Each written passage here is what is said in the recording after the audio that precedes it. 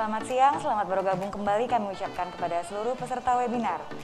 Selanjutnya adalah simposium sesi kedua yang akan menghadirkan 3 orang pembicara.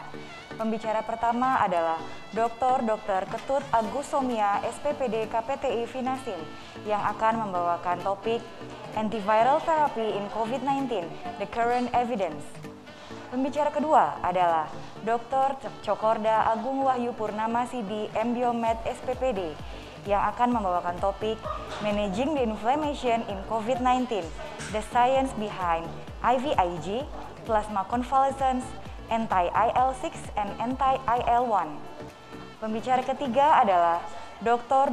Imade Susila Utama, SPPD KPTI Finasim, yang akan membawakan topik When COVID-19 Will End, The Role of Vaccination and Current Progress. Sesi ini akan dipandu oleh moderator Profesor Dr. Ketut Tuti Parwati Merati, SPPD KPTI Finasim. Kepada Profesor Dr. Ketut Tuti Parwati Merati, SPPD KPTI Finasim, waktu dan tempat kami persilakan. Terima kasih. Kembali kita bertemu di sesi kedua. Kepada seluruh partisipan untuk BID ke-13 kali ini, saya ucapkan selamat datang kembali. Kita ada 3 pembicara di session ini, dan pembicara pertama adalah Dr. Ketut Agus Somia, SPPD KPTI Finasim. Dr. Agus akan memberikan topik tentang obat-obat antivirus yang sampai sekarang diteliti. Jadi topiknya adalah Antiviral Treatment in COVID-19, The Current Evidence. Saya persilakan Dr. Agus, waktunya 20 menit. Ya, terima kasih Mbak. Pertama-tama saya mengucapkan terima kasih kepada panitia yang sudah memberikan kesempatan kepada saya untuk membawakan topik ini. Selamat pagi, salam sehat untuk kita semua. Jadi pada pagi ini saya akan membawakan tentang bukti-bukti terakhir tentang pemakaian antivirus pada penata laksanaan COVID-19. Jadi akan ada beberapa hal yang akan saya sampaikan nanti, yaitu nanti tentang SARS-CoV-2. Jadi SARS-CoV-2 ini merupakan target daripada terapi antivirus, termasuk di situ adalah replikasi SARS-CoV-2, di mana merupakan mekanisme kerja daripada antivirus, dan kemudian kita akan melihat bagaimana perjalanan penyakit, di mana rasionalnya kita nanti akan memberikan antivirus, dan kemudian saya akan uraikan beberapa nanti tentang bukti-bukti terakhir mengenai antivirus pada penata laksanaan COVID-19 selama fase pandemi ini. Jadi ini adalah virus SARS-CoV-2 ya, yang merupakan penyebab daripada COVID-19 ya, COVID-19. Jadi di sini SARS-CoV-2 ini merupakan virus RNA. Jadi strukturnya pada bagian luarnya terdiri dari spike glikoprotein yang sangat penting di bagian yang paling antigenik, yang nantinya akan berikatan dengan reseptor di permukaan sel dan akan masuk ke dalam sel ya. Dan kemudian ada RNA virus ini sangat penting sekali karena nanti ini akan bereplikasi di dalam sel dan menjadi target dari terapi antivirus. Dan ini adalah gambar sel yang terinfeksi oleh SARS-CoV-2. Jadi nyata, jadi infeksi SARS-CoV-2 itu nyata. Anda bisa lihat di dalam sel ada beberapa, yang hijau-hijau ini adalah SARS-CoV-2. Bagaimana dia masuk ke dalam sel? Jadi ada 2 cara. Jadi melalui ikatan dengan reseptor S2 ya, dan kemudian dia fusi langsung ke permukaan membran sel. Jadi di S2 ini setelah dia berikatan spike glikoprotein dengan S2 akan terjadi endositosis. Jadi setelah melakukan endositosis, maka ada endosum. Jadi dia diselubungi menjadi dalam suatu vakuola yang disebut dengan endosum. Dari sini ada peranan dari kloroquine dan hidroksikloroquine. Jadi setelah endosum ini dia akan melepaskan materi genetik virus, dan kemudian di ribosum akan terjadi translasi. Translasi itu adalah proses penerjemahan daripada asam nukleat yang menyusun RNA itu nanti akan dibentuk menjadi asam amino dan protein yang nanti digunakan untuk replikasi. Jadi di sini dia membutuhkan enzim RNA dependent dan RNA polimerase. Jadi di sini ada 3 obat yang berpotensi yang bekerja, itu remdesivir, kemudian favipiravir dan molnupiravir. Dan kemudian setelah terbentuk di sini dia membutuhkan suatu enzim yang disebut dengan protease. Jadi protease ini untuk pembentukan daripada virus ya, dan ini bisa dihambat dengan protease inhibitor. Jadi di sini ada beberapa obat-obat yang bekerja sebagai protease inhibitor, misalnya adalah lopinavir, ritonavir yang pernah dicoba sebelumnya. Dan kemudian virus ini akan lepas, dan kemudian ada katanya peranan oseltamivir. Ya, dan disitulah cara kerja daripada obat-obat antivirus. Ya. Nah ini setelah virus itu masuk ke dalam tubuh kita, maka tubuh kita akan berespon. Jadi ada imun respon. Jadi ada interaksi antara virus dengan respon imun, maka akan terjadi manifestasi klinis. Manifestasi klinis itu dari yang asimptomatik sampai yang berat, sampai dengan kritis. Dan di sini sesuai dengan perjalanan waktu, ya, waktu mulai terinfeksi. Nah di sini Anda dapat lihat bahwa peranan replikasi virus itu sangat dominan pada awal-awal dari suatu dalam perjalanan penyakit itu, ya, mulai dari asimptomatik, penyakit yang ringan, moderate, dan berat, ya. Dan pada kondisi yang kritis, peranan antivirus ini tidak rasional lagi. Jadi rasional pemberian antivirus itu adalah pada fase early dan pada kondisi yang moderate dan yang berat. Sedangkan pemberian antiinflamasi itu lebih rasional pada kondisi yang berat dan kritis. Nah ini lebih menjelaskan lagi, lebih detail bagaimana peranan daripada faktor virus, kemudian respon daripada imun kita, jadi respon inflamasi, dan di sini akan kita lihat derajat keparahan penyakit itu berbanding sekali dengan loads daripada virus itu, dan juga waktu. Waktu ini seperti yang tadi saya sempat dengar dari Dr. Dian, jadi waktu 7 sampai 8 hari ini sangat penting, ya. Jadi kalau misalnya setelah 7-8 hari ini respon imun kita bagus, ya, maka hari ke-10 3 hari kalau tanpa gejala dia dianggap sembuh, dan di sini faktor virus itu sudah kecil sekali, ya, hampir tidak ada. Jadi kenapa pasien itu sembuh pada hari ke-10 dengan 3 hari berturut-turut tanpa gejala, tidak perlu dilakukan pemeriksaan viral load. Ini mungkin menjadi dasar di samping ada bukti-bukti meta-analisis dan lain sebagainya. Sedangkan pada fase kritis yang dominan adalah inflamasi. Jadi di sini obat-obat antiinflamasi itu yang lebih penting dibandingkan dengan antivirus. Jadi disinilah rasionalitas pemberian daripada antivirus. Nah ini saya akan uraikan beberapa evidence tentang antivirus yang saya sebutkan tadi, dan kemudian bukti-buktinya selama fase pandemi dilakukan clinical trial. Nah ini clinical trial pertama yang dilakukan di Cina, ya, tentang lopinavir, ritonavir pada pasien dewasa yang berat. Ternyata pemberian lopinavir, ritonavir tidak memperbaiki outcome daripada pasien. Termasuk juga di sini ada pemberian hidroksikloroquine. Jadi pemberian hidroksikloroquine itu yang banyak diberikan pada awal pandemi dan kemudian dilakukan studi clinical trial. Ternyata efek hidroksikloroquine ini terhadap kematian dalam waktu 28 hari itu tidak berbeda signifikan dengan standar of care tanpa pemberian daripada hidroksikloroquine. Nah ini trial yang lebih besar yang disponsori oleh WHO yang dilakukan di 30 negara pada 405 pusat penelitian, ya. Dan di sini membandingkan daripada antivirus yaitu remdesivir, hidroksikloroquine, lopinavir, dan imunomodulator yaitu interferon beta, ya, dengan standar of care.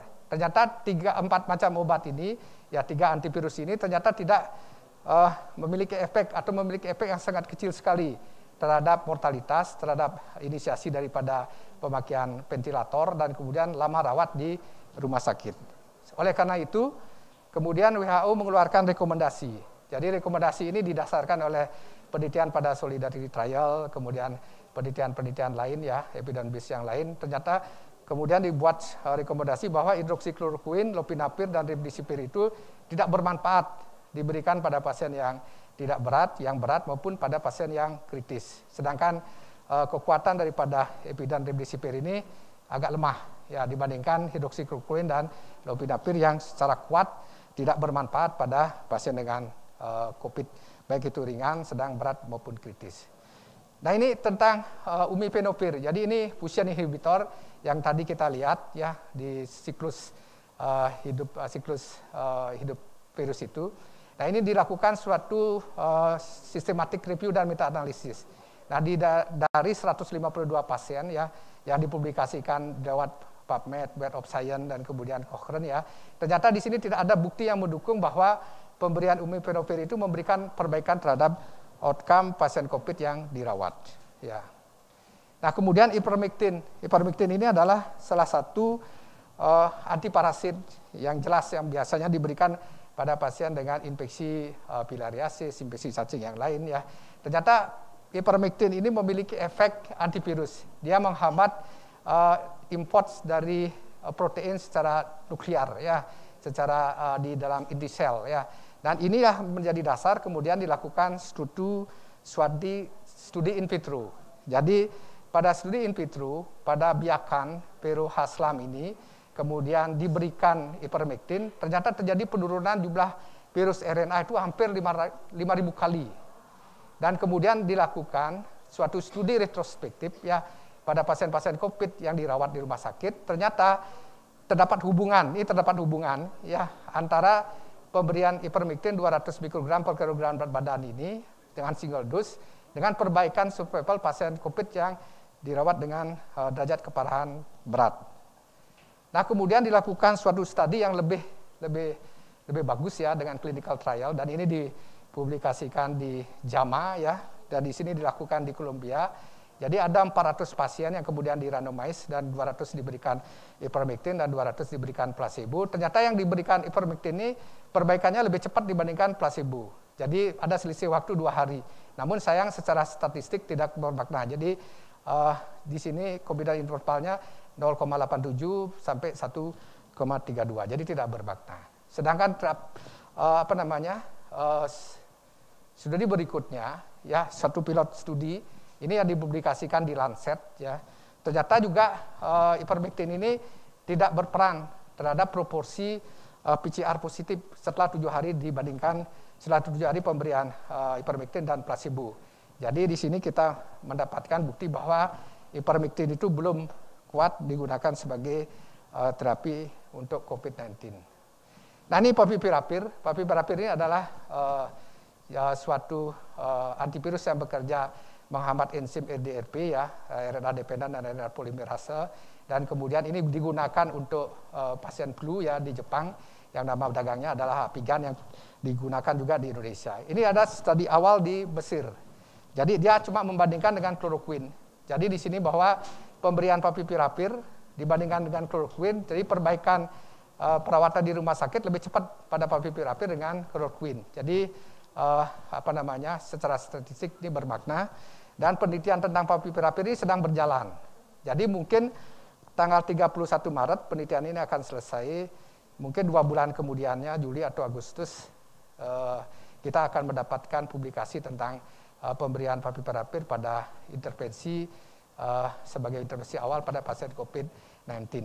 Ya, demikian juga ada 2 penelitian besar tentang favipiravir yang masih kita tunggu hasilnya. Kemungkinan akan selesai bulan Mei juga yang kedua, dan ini mungkin Mei, Juni, Juli kita akan mendapatkan publikasi tentang safety dan kemudian efikasi penggunaan daripada favipiravir untuk terapi COVID-19. Nah, ini remdesivir.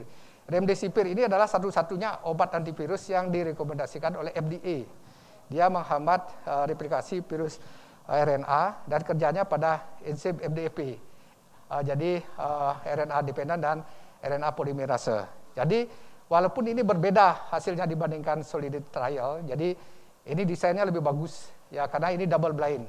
Sedangkan pada Solidity trial yang tadi mendapatkan bukti yang lemah tentang remdesivir ini peranannya terhadap outcome, di sini ini penelitiannya adalah double blind. Jadi ini ada adapted COVID-19 treatment trial dan sudah mengeluarkan hasilnya. Ternyata remdesivir ini berperan untuk mempercepat perbaikan pada pasien COVID yang dirawat di rumah sakit.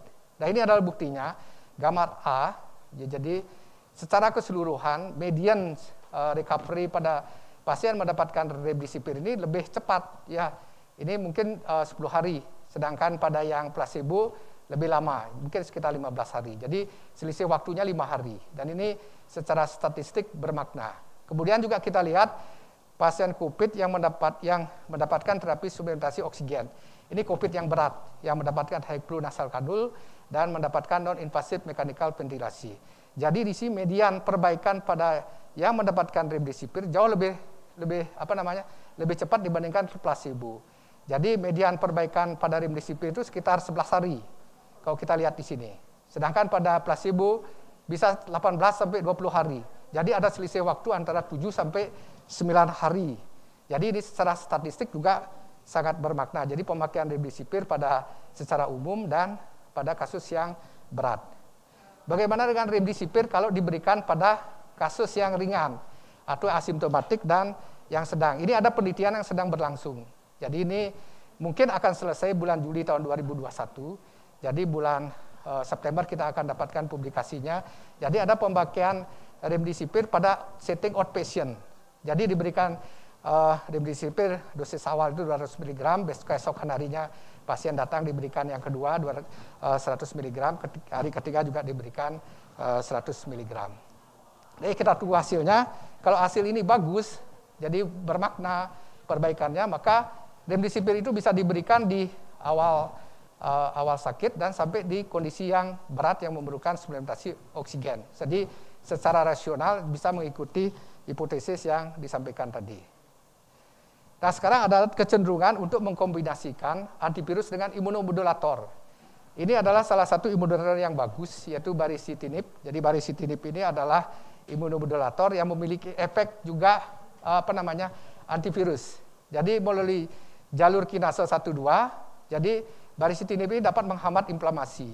Sedangkan melalui jalur GAG dan AAK1 ini dia bisa menghambat terjadinya endositosis daripada virus, sehingga tidak menghalangi terjadinya viral entry, dan juga dia bisa mengblok daripada reseptor ACE2.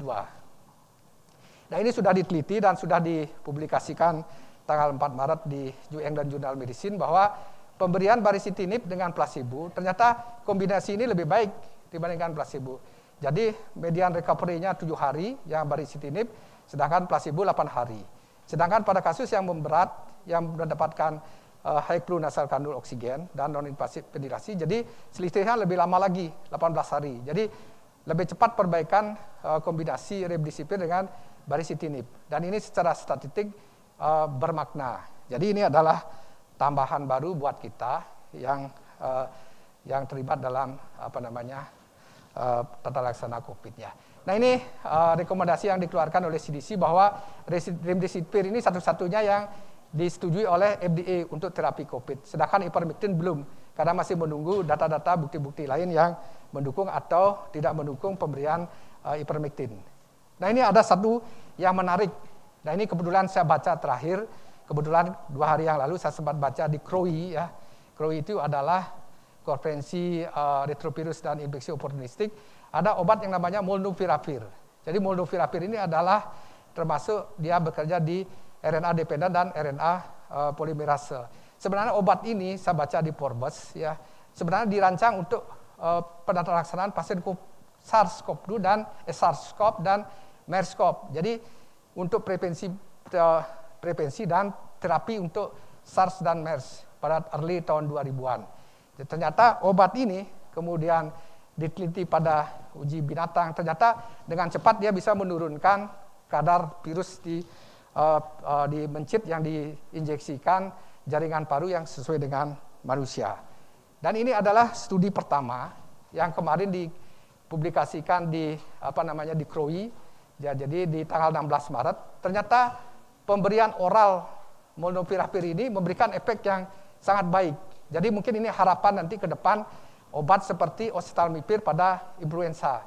Jadi ada 200 subjek penelitian, subjek partisipan ya, yang kemudian dibagi, yang mendapatkan molnupiravir 200 mg, kemudian 400 mg dan 800 mg, dan kemudian diikuti hari ketiga, hari kelima, hari ketujuh, 14, 28 dilakukan pengambilan swab dan dikultur.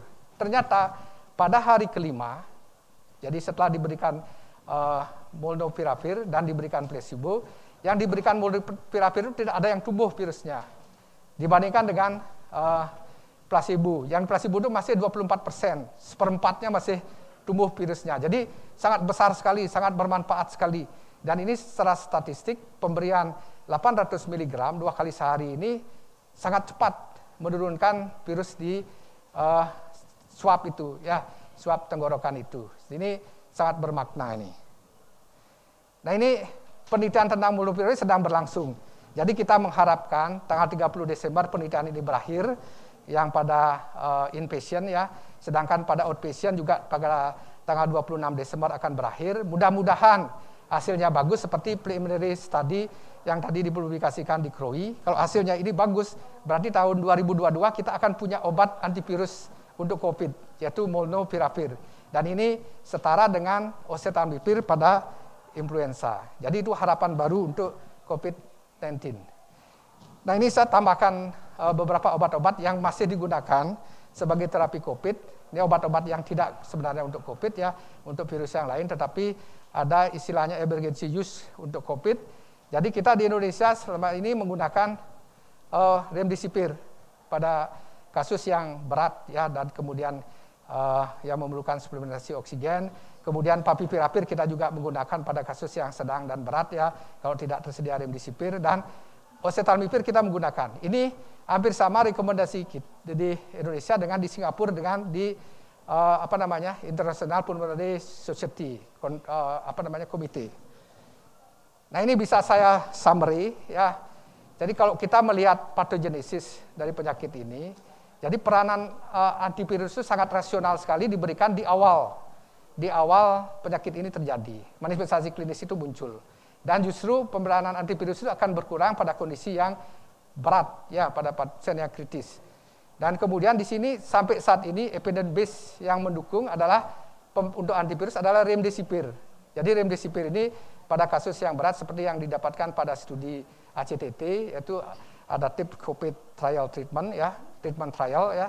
Dan kemudian mungkin saya tambahkan lagi dari hasil ACT tadi itu adalah pada pasien yang memakai high flu nasal kanul masih ada peranan pemakaian remdesivir. Nah yang terakhir adalah baricitinib. Dia sebenarnya adalah imunomodulator ya, tapi memiliki efek antivirus. Dan ini bisa digunakan pada pasien yang dirawat di rumah sakit yang memerlukan suplementasi oksigen, dan paling baik diberikan pada pasien yang mendapatkan high flu nasal kanul. Seperti tadi kita lihat bahwa kombinasi ini akan mempercepat recovery, selisihnya hampir 7-8 hari perawatan. Dan ini summary saya yang terakhir, kita masih menunggu. Jadi efikasi dan safety pemakaian remdesivir pada outpatient. Jadi kalau ini berhasil, penelitian ini akan melengkapi bahwa remdesivir bisa digunakan pada kondisi yang ringan, sedang, berat maupun yang dengan suplementasi oksigen, pemerlukan oksigen high flu nasal kanul. Nah kita juga masih menunggu hasil studi favipiravir, clinical trial favipiravir pada outpatient maupun inpatient. Dan yang paling penting kita nunggu sampai akhir tahun adalah molnupiravir. Kalau ini berhasil, berarti tahun 2022 kita akan punya obat untuk COVID-19 yaitu molnupiravir. Saya kira itu yang dapat saya sampaikan tentang evidence terakhir antivirus pada tata laksana COVID-19. Terima kasih atas waktunya, Prof. Ya.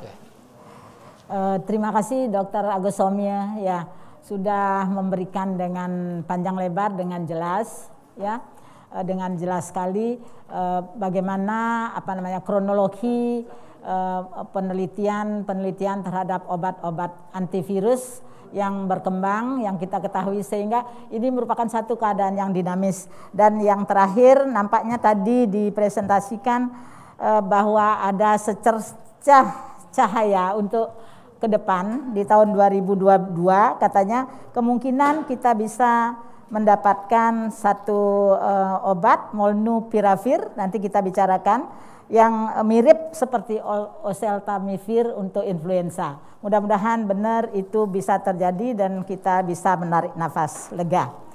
Saya kira itu resume saya untuk pembicara pertama. Kemudian ke pembicara kedua, Dr. Cokorde Agung Wahyu Purnamasidi, M. Biomed SPPD. Dr. Cok akan memberikan tentang managing the inflammation in COVID-19, the science behind IVIG, plasma convalescence, anti-IL-6 and anti-IL-1. Jadi bisa kita lihat kurikulum vitae Dr. Cok Wahyu merupakan staf yang termuda di divisi tropik ya. Dokter umumnya ditamatkan di Universitas Brawijaya di Malang tahun 2009. Kemudian sebagai spesialis penyakit dalam tahun 2017 di Universitas Udayana. jabatan sekarang adalah sebagai dosen Fakultas Kedokteran Universitas Udayana dan staf di penyakit dalam dan khususnya di divisi tropik infeksi. 20 menit untuk Dr. Cok Wahyu, silakan memberikan materinya.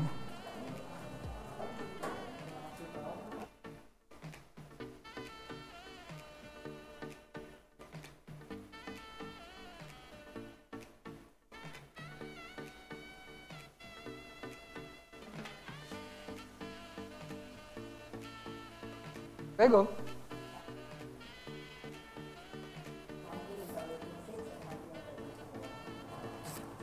Ini sebagai pendahuluan bahwa sudah beberapa tadi disebut bahwa kita sudah tahu ini pandemi dan sudah banyak kematian diakibatkan karena COVID-19. Nah, secara patofisiologi tadi sudah beberapa disebutkan juga bahwa memang saat virus masuk kemudian berikatan dengan reseptor ACE sehingga terjadi meningkatkan sensor inflamasi di dalam tubuh kita. Nah, disinilah saat ini peranan yang banyak diteliti, jadi bahwa ada sirola dan humoral untuk innate immunity, kemudian teraktivasinya sel T, teraktivasinya sel B, di mana dari innate dan selular humoral immunity ini didapatkan makrofag dan interferon yang meningkat. Dan dari T sel yang terregulasi muncullah disregulasi dari TH/17, supresi dari T regulator dan T helper 1 di mana GM-CSF mengalami peningkatan. Ini yang mengakibatkan terjadinya inflamasi. Jadi pada inflamasi terjadinya inflamasi karena terjadinya uncontrolled inflamasi, kemudian defective atau inappropriate T-cell respon sehingga menimbulkan cytokine release syndrome, kemudian makrofag aktivasi syndrome dan endothelial cell coagulation. Ya, dari patofisio tadi kita lihat bahwa ada beberapa pengobatan. Ya, jadi seperti ini. Nah, ya, jadi beberapa pengobatan muncul dari patofisiologi ini. Seperti kita ketahui tadi Dr. Agus sudah banyak menjelaskan tentang antiviral dan pada viral sendiri pun dapat bekerja plasma terapi ataupun IVIG.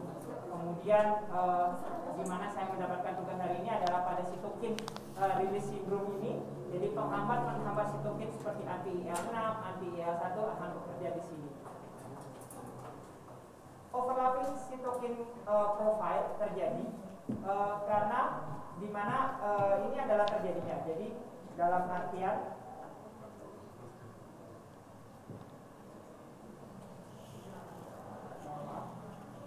terus bicara Dr. Cok. Jadi ada overlapping sitokin profile di mana terjadinya antara pasien COVID-19, sitokin release syndrome. Ini adalah patofisiologinya hampir memiliki kesamaan, sehingga dalam hal ini beberapa obat dan terapi yang digunakan pada CRS kemudian pada iris dapat digunakan pada COVID-19. Inilah kenapa banyak pertanyaan kenapa obat yang ini bisa digunakan, kenapa obat ini. Jadi kemungkinan untuk terjadinya sel terapik ini sangat terjadi pada COVID-19. Untuk yang pertama adalah convalescent plasma therapy. Convalescent plasma therapy memiliki prinsip yang jelas, di mana plasma dari pasien COVID-19 yang mengalami kesembuhan didonorkan kepada pasien yang masih sedang terinfeksi. Convalescent plasma sendiri ini biasanya merupakan terapi yang menggunakan pasif antibody. Jadi kita seperti melakukan imunisasi pasif. Convalescent plasma sendiri sudah lama dilakukan sebenarnya, namun semenjak ditemukannya antibiotik penggunaannya mulai berkurang. Bisa dilihat dari kotak merah ini mulai berkurang. Namun akhir-akhir ini tren penggunaan plasma konvalesen kembali meningkat seiring dengan munculnya penyakit COVID-19. Secara mekanismenya, secara mudahnya donor pada COVID pasien yang sembuh diambil donor plasmanya. Kemudian dari donor plasma ini adalah ada virus neutralizing antibody yang akan dimasukkan kepada resipien, kepada pasien COVID-19 yang masih mengalami penyakit sebanyak 1-2 unit plasma konvalesen terapi. Ini adalah mesin aparesis yang digunakan untuk mengambil plasma konvalesen, jadi diambil dari tangan kanan daripada donor, masuk seperti mengambil donor darah whole blood, namun disentrifus di mesin aparesis, dipisahkan menjadi dua, jadi ada plasma yang diambil dan red blood cell-nya sendiri dikembalikan melalui tangan kiri dari si donor.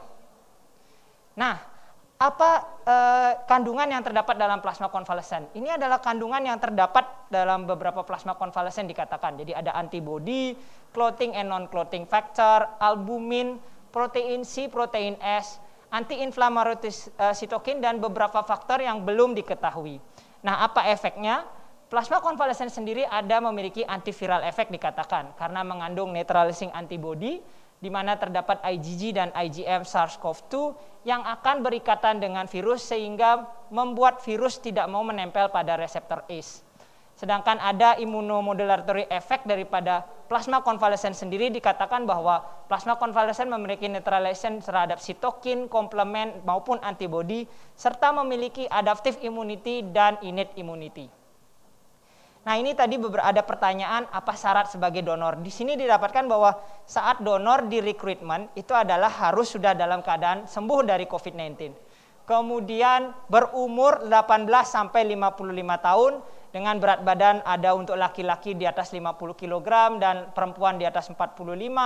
Kemudian tidak ada histori dari blood transmitted disease dan sebagainya dan sudah diakses oleh seorang clinician. Kemudian setelah dikoleksi plasma dari pasien tersebut diambil 200 sampai 400 ml dan disimpan pada suhu tertentu tergantung penggunaan dari plasma. Namun penggunaan plasma ini harus diintervalkan maksimal 2 minggu dari diambil. Kemudian didonorkan kepada pasien yang memang membutuhkan, dimulai dari moderate, severe ataupun critical ill COVID-19 patient dengan durasi pemberian plasma sebanyak 1 kali dosis itu adalah 200 ml, di mana dapat diberikan di hari pertama dan diberikan pada hari ketiga. Studi, mari kita lihat bagaimana studi dari plasma konvalesen. Ini adalah studi pertama yang ditemukan menggunakan plasma konvalesen di Wuhan terhadap 5 pasien critical ill COVID-19. Dia mengatakan bahwa ada benefit penggunaan strategi dari plasma konvalesen. Namun, ada beberapa juga studi yang kontra. Jadi dari placid trial yang menggunakan subjek lebih banyak lagi, mengatakan bahwa no strong evidence. Jadi tidak ada evidence yang kuat penggunaan plasma konvalesen pada COVID-19 yang severe. Begitu juga dengan salah satu penelitian ini, randomized control trial 1 ini juga sama. Jadi pada pasien dengan severe ataupun life threatening tidak menunjukkan hasil yang signifikan perbaikan menggunakan plasma konvalesen. Nah, ini adalah salah satu studi yang dari Yasmin ya dan kawan-kawannya mengatakan bahwa tadi seperti kata Dr. Dewi Dian tadi bahwa kadar IgG dari donor sangatlah penting. Jadi Yasmin menyatakan bahwa apabila kadar IgG seseorang lebih tinggi, maka pada sebagai donor pada saat di resipien bahkan jauh lebih bagus menghasilkan tingkat kesembuhan. Begitu juga dengan waktu pemberian, Yasmin mengatakan bahwa pemberian plasma konvalesen kurang dari 10 hari dibandingkan dengan lebih dari 10 hari setelah terdiagnosis COVID jauh lebih menjanjikan pada pasien-pasien yang diberikan earlier.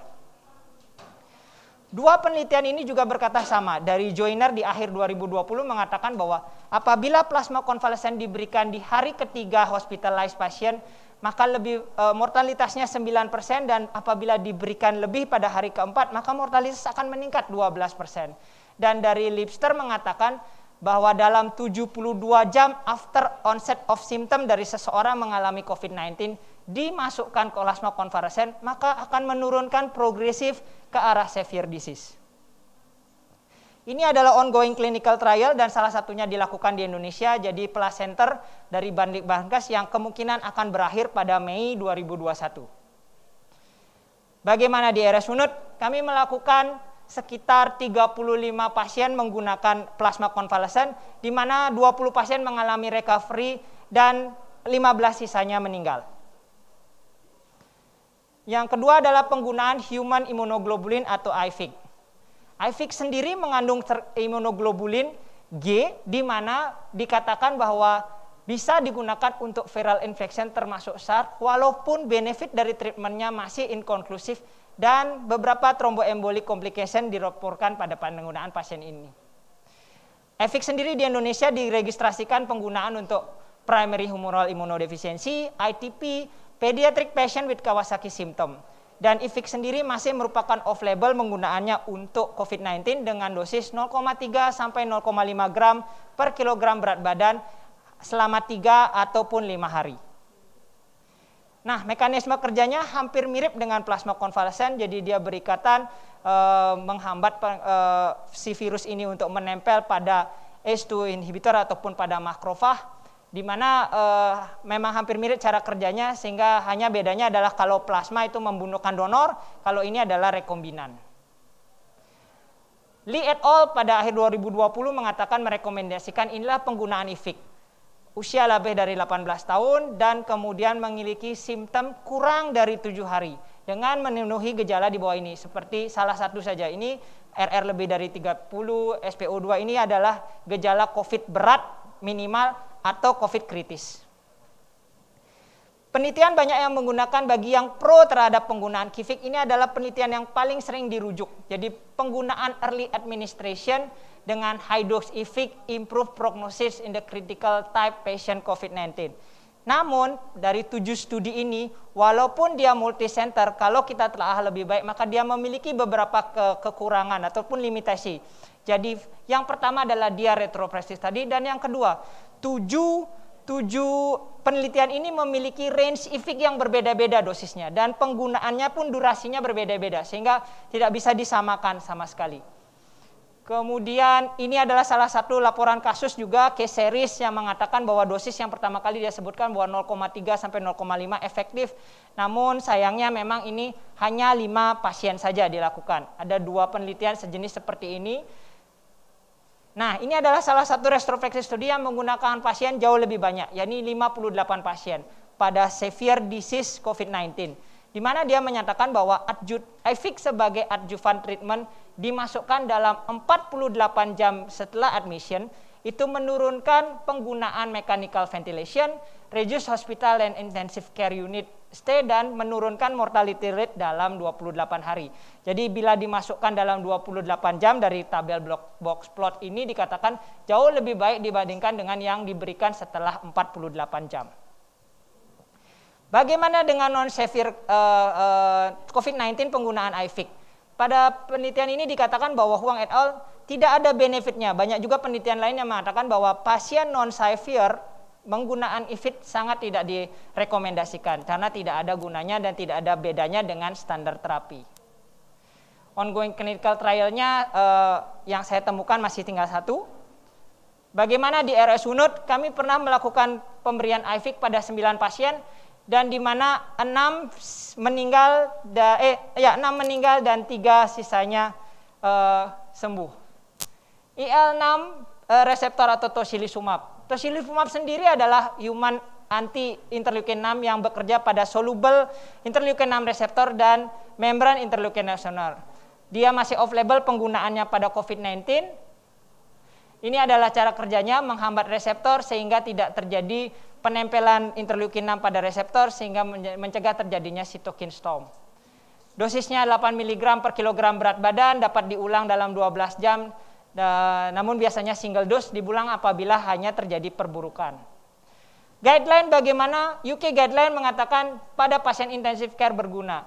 US National Guideline lebih merekomendasikan pada pasien-pasien 24 jam setelah masuk ke intensive care unit dan memerlukan invasif ataupun non-invasif maupun high flow nasal kanul, itu direkomendasikan pemberian daripada tocilizumab.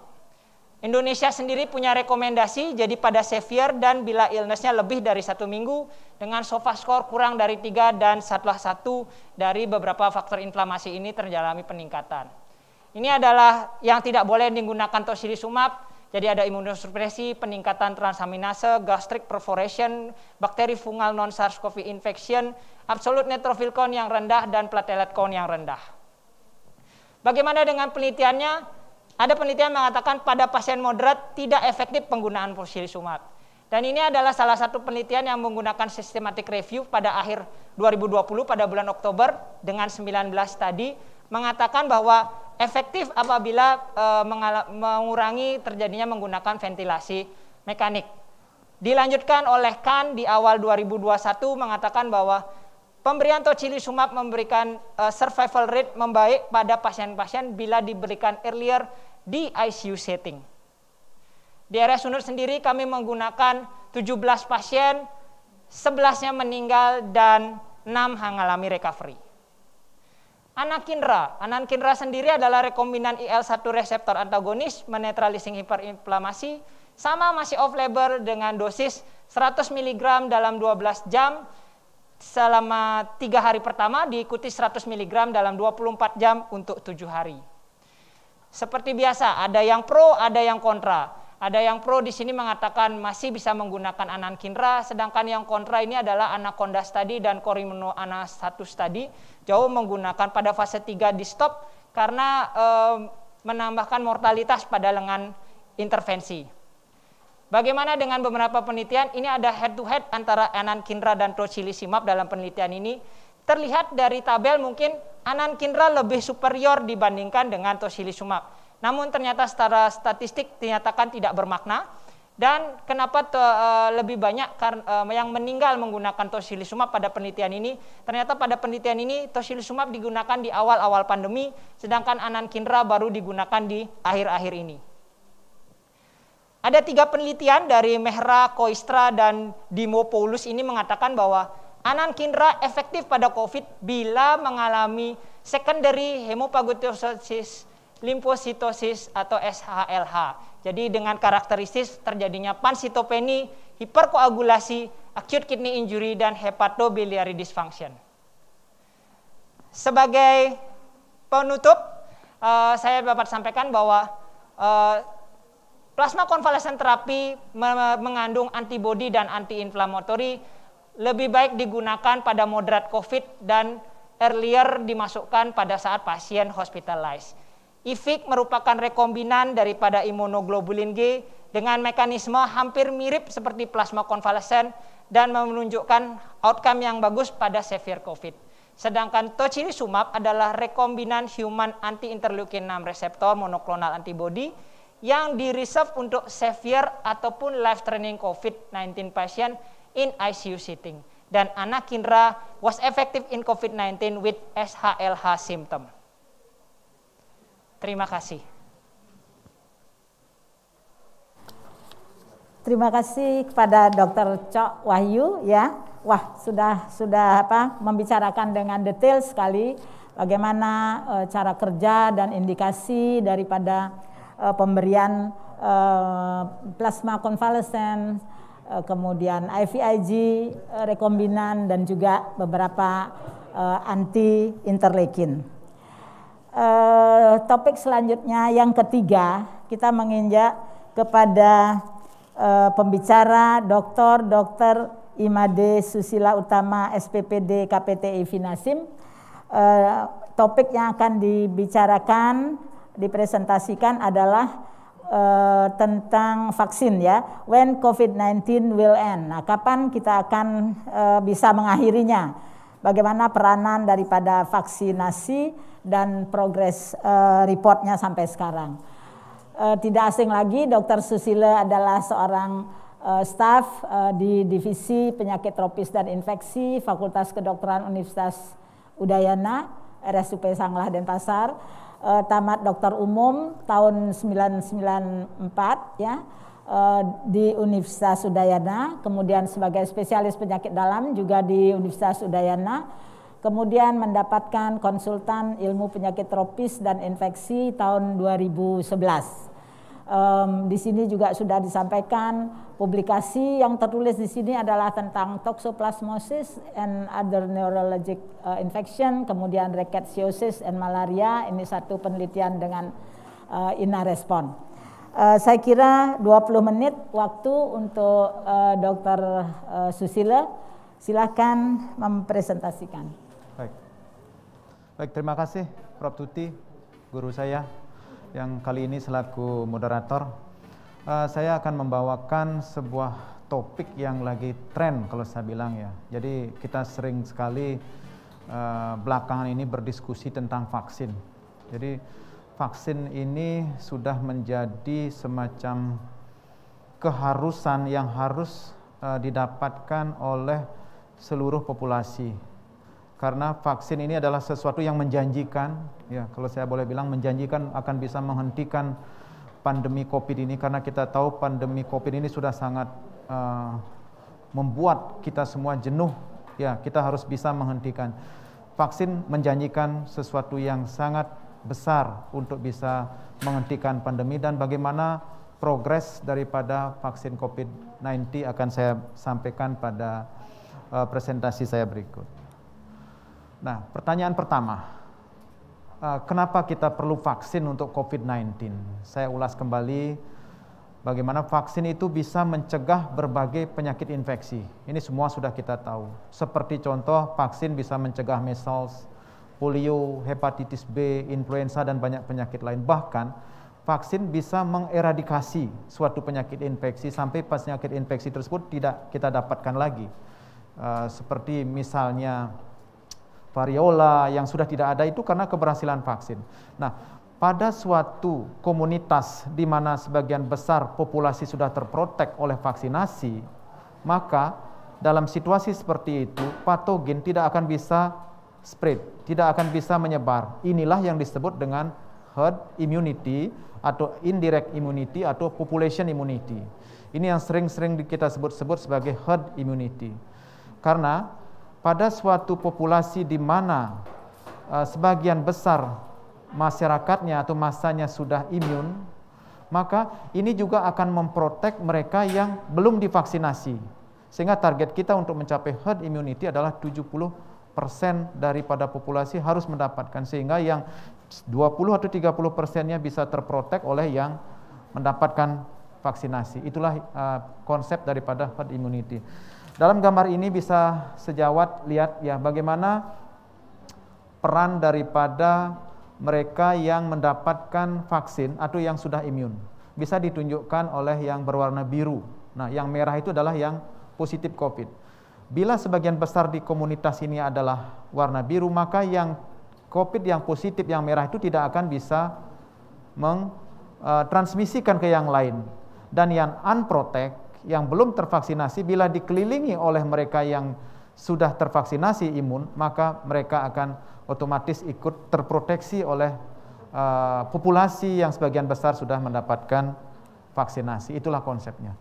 Nah, kita dari tadi sudah bicara tentang kematian COVID-19 yang sedemikian besarnya, dan dalam pekerjaan kita sehari-hari selaku DPJP atau internis, dokter umum yang berhadapan dengan pasien COVID-19, kita jenuh juga dengan melihat kematian-kematian pada pasien COVID-19.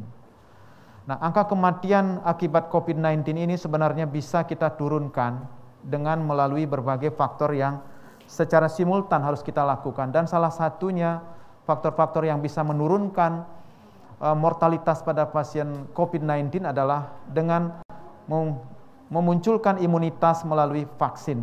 Ya, di samping beberapa metode-metode yang lain, adanya suatu cross immunity, kemudian imunitas melalui vaksin yang lain. Ya, saya ambil contoh ini, ada ternyata potensial correlation between BCG vaccination dan rendahnya COVID-19 pada suatu daerah. Ini juga masih banyak sekali yang sedang diteliti. Di samping yang juga sangat penting yang sudah kita lakukan bersama adalah menurunkan transmisi rate-nya dengan melakukan testing, tracing, dan juga treatment, dan memperbaiki treatment kita. Tadi sudah disampaikan oleh sejawat saya sebelumnya bagaimana treatment untuk COVID-19 kita perbaiki, dan yang terakhir baru natural immunity. Natural immunity adalah terakhir. Sangat berbahaya kalau kita hanya mengandalkan natural immunity untuk menurunkan kematian pada COVID.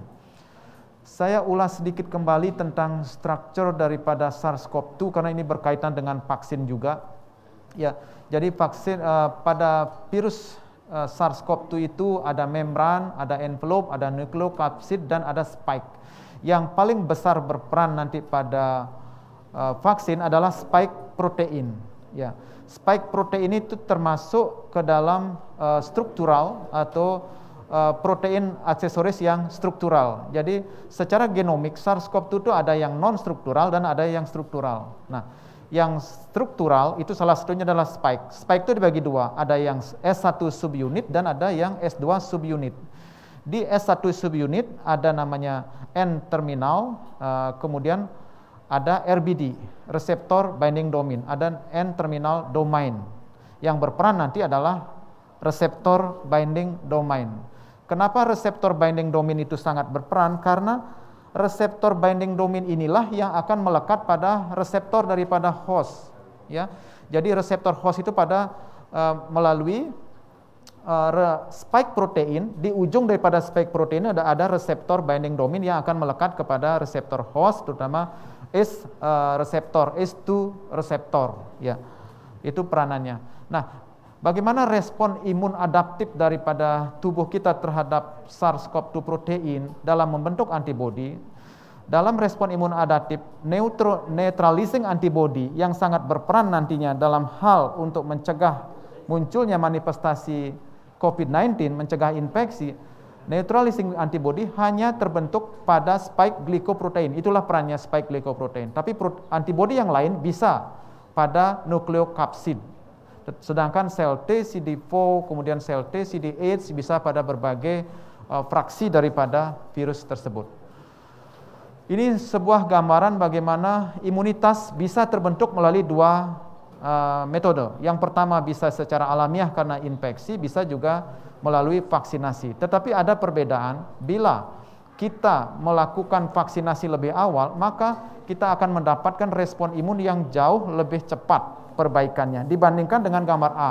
Sejawat bisa lihat pada gambar A di mana belum ada vaksinasi, maka respon imun tanpa vaksinasi akan lambat sekali naiknya. Begitu ada vaksinasi, walaupun kita sudah melakukan berbagai metode social distancing dan lain-lain untuk mencegah spreading daripada viral, tetapi kalau tanpa vaksinasi maka respon imun pada populasi masih akan lambat. Begitu kita mengenalkan vaksinasi, respon imun akan makin tinggi, dan pada populasi, kita ngomong populasi, maka akan terbentuk suatu herd immunity yang akan menjanjikan kepada kita untuk bisa menghentikan pandemi ini. Nah, jadi target apa daripada vaksinasi adalah terbentuknya antibody neutralizing. Ya, antibody neutralizing ini terhadap spike daripada protein. Kalau sudah ada neutralizing antibody tersebut, maka kalau ada virus yang masuk, maka akan diblok oleh neutralizing antibody, seperti gambar di sini. Sejawat bisa lihat, neutralizing antibody akan memblok spike itu melalui reseptor binding domainnya. Dengan demikian tidak akan bisa masuk ke reseptor S2. Ini konsep daripada vaksinasi. Nah, bagaimana antibodi yang terbentuk melalui infeksi atau vaksinasi? Dari slide ini bisa sejawat lihat bahwa terbentuknya neutralizing antibody itu lebih tinggi, memang melalui infeksi secara alamiah juga terbentuk. Positifnya 2, ya.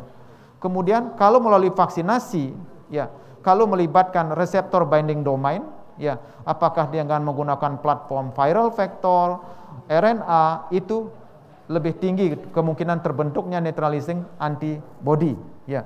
Jadi sampai positif 2. Nah, sekarang kita belajar kembali tentang imunologi, karena konsep imunologi harus kita pahami dulu sebelum kita memahami bagaimana kerja vaksin pada dalam hal menumbuhkan imunitas. Apa yang terjadi setelah vaksinasi?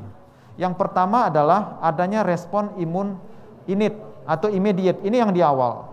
Pada respon imun immediate atau yang innate ini terjadi aktivasi daripada monosit dan makrofag dan juga sel dendritik yang akan menyiapkan untuk membentuk respon imun yang adaptif.